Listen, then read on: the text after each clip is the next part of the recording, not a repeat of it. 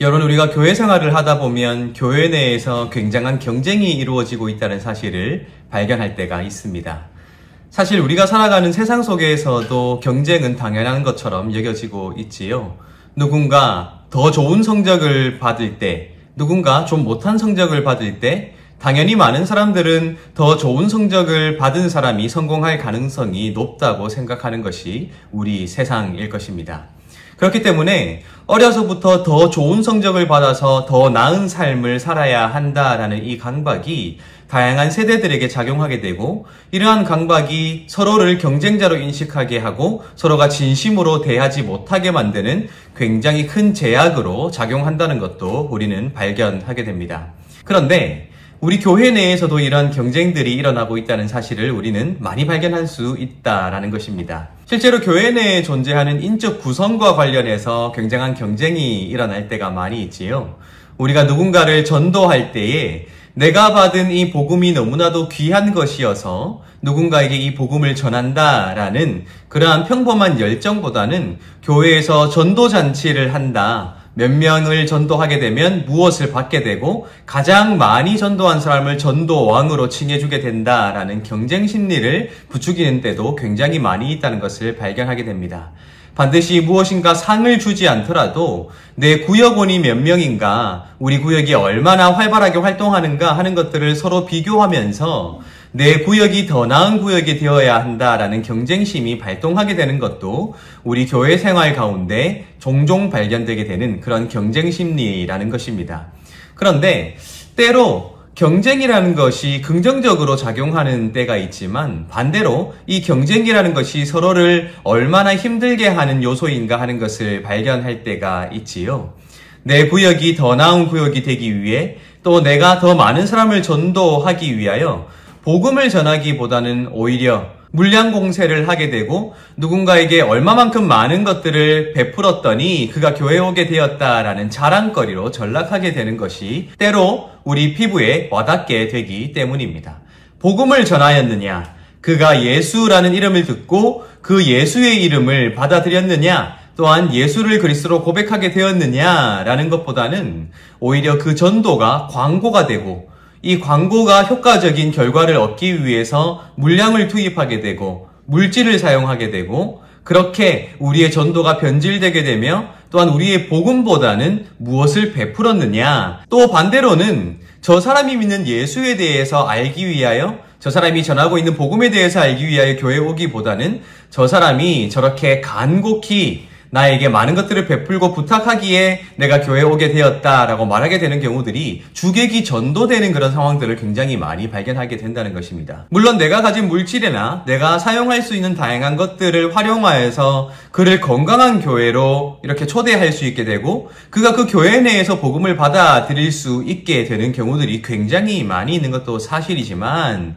때로 우리의 전도라는 것이, 또 때로 우리 기저에 깔려있는 그 경쟁심이라는 것이 우리가 함께 누려가야 할 이 신앙이라는 것을, 또한 우리의 믿음과 복음이라는 것을 변질시킬 소지가 있는 것으로 항상 우리 앞에 유혹거리로 주어져 있음을 우리가 발견하게 된다는 것입니다. 여러분들은 교회 내에서 경쟁해본 일이 없으신지요? 또한 그 경쟁을 효과적으로 이겨내기 위해서 무엇인가를 사용해본 일은 없으신지요? 그것이 우리의 신앙을 변질시키기보다는 함께 성장할 수 있는 도구가 되면 좋겠는데 그러지 못하고 있다고 생각을 해볼 때는 없었는지요? 사실 오늘 우리가 읽을 고린도전서 3장 5절 이하의 말씀에는 이러한 경쟁 심리를 어떻게 극복할 것인가 하는 것에 대한 힌트가 주어져 있습니다. 제가 5절부터 9절까지를 읽어드릴 테니까요, 이 말씀을 잘 들어보시기 바랍니다.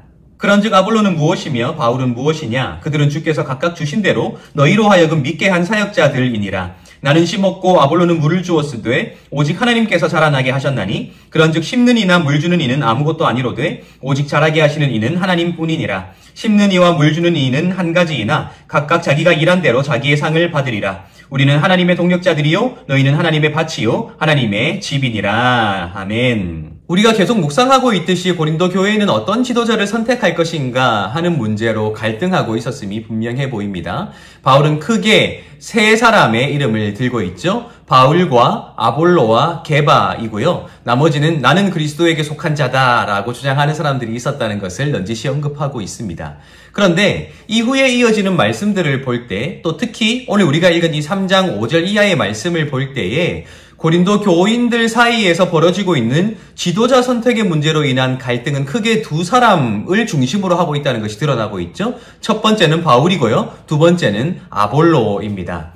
바울은 익히 알려진 선교사였고 예수께서 직접 찾아가 세우신 이방인의 사도로 알려진 사람이지요. 그런데 이 아볼로라는 사람도 만만치 않은 지도자였던 것 같습니다. 왜냐하면 그는 율법에 정통하고 구약 성경을 너무나도 잘 알았고 유창한 말을 했던 것으로 알려져 있기에 아마 그가 히브리서를 기록한 것이 아닌가 하는 그런 추측을 낳게 만든 굉장히 지식이 있고 인품을 갖춘 지도자였음이 분명해 보이기 때문입니다. 따라서 고린도 교인들은 바울과 아볼로라는 이 걸출한 두 지도자 사이에 누구를 선택할 것인가 하는 문제로 지금 다투고 있다는 것이죠. 그런데 놀랍게도 지금 이 갈등의 핵심에 있는 사람 중에 한 사람, 바로 그 바울이 자신의 이름이 거론된다는 것을 알고 있으면서도 지금 자신과 아볼로를 어떤 존재로 규정하고 있는가 하는 것이 이 말씀을 통해 구체적으로 드러나고 있다는 것입니다.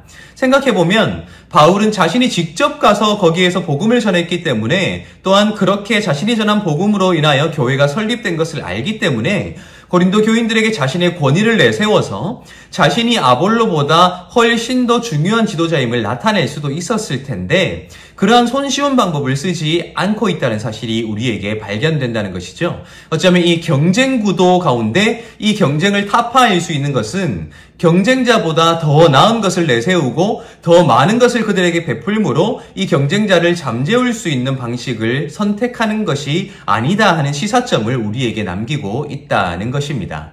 특별히 5절을 보면 이렇게 되어 있습니다. 그런즉 아볼로는 무엇이며 바울은 무엇이냐? 그들은 주께서 각각 주신 대로 너희로 하여금 믿게 한 사역자들이니라 라고 되어 있습니다. 여기서 지금 이름을 거론하고 있는 순서가 보이십니까? 아볼로는 무엇이며 바울은 무엇인가 하고 이 순서에 따라 이름을 언급하고 있죠. 이 성경이 기록되던 당시에 누구의 이름이 먼저 거론되는가 하는 것은 그 중요성을 나타낼 수 있는 그런 기준이 될 수 있었습니다. 여기에서 아볼로가 먼저 언급된다는 것은 바울은 자기 자신을 먼저 내세워서 자신이 더 중요한 사람이라는 것을 말하지 않고 오히려 아볼로를 앞세워주고 있다는 것이 발견되는 것이죠.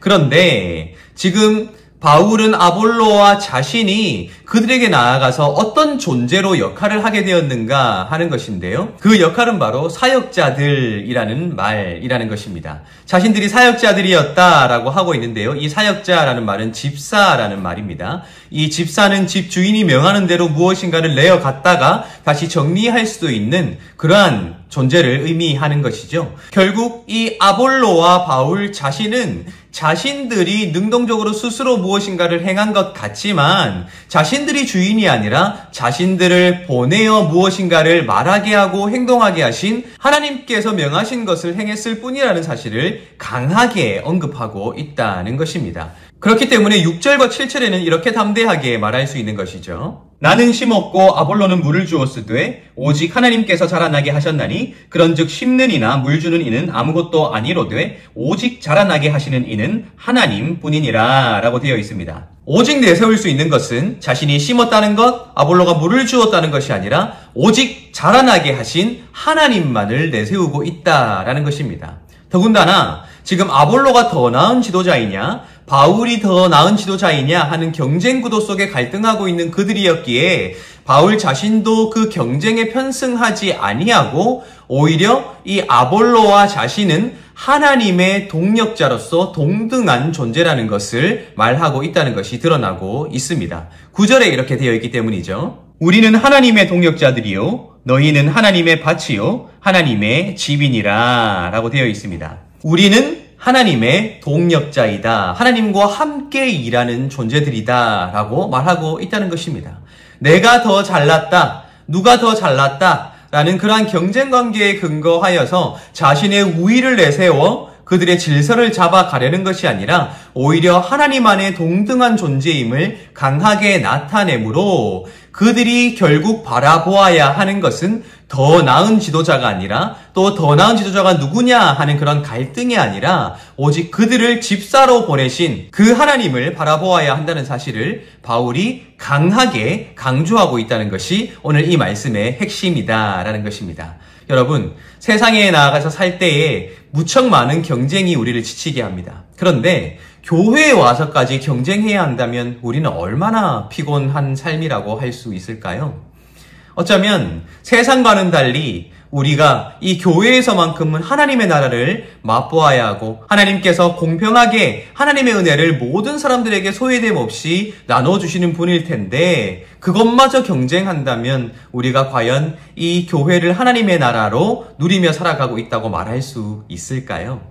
그렇게 우리가 물량 공세로 경쟁심에 의해 누군가를 교회로 데리고 온다 한들 그가 이곳에서 하나님의 나라를 맛볼 수 있을까 생각해 본다면 우리가 경쟁심에 근거한 것이 아니라 함께 서로 사랑하고 또는 함께 품어내고 누군가를 오히려 높여주는 그러한 믿음과 겸손으로 우리가 서로를 바라보아야 하는 것이 아닌가 우리가 생각해 보게 된다는 것입니다. 오늘도 우리가 그렇게 하나님의 나라를 함께 만들어 갈 수 있으면 좋겠습니다. 세상 가운데 세상의 방식이 아니라 하나님의 방법으로 세상을 살아갈 수 있는 저와 여러분들이 되시기를 예수님의 이름으로 축복합니다.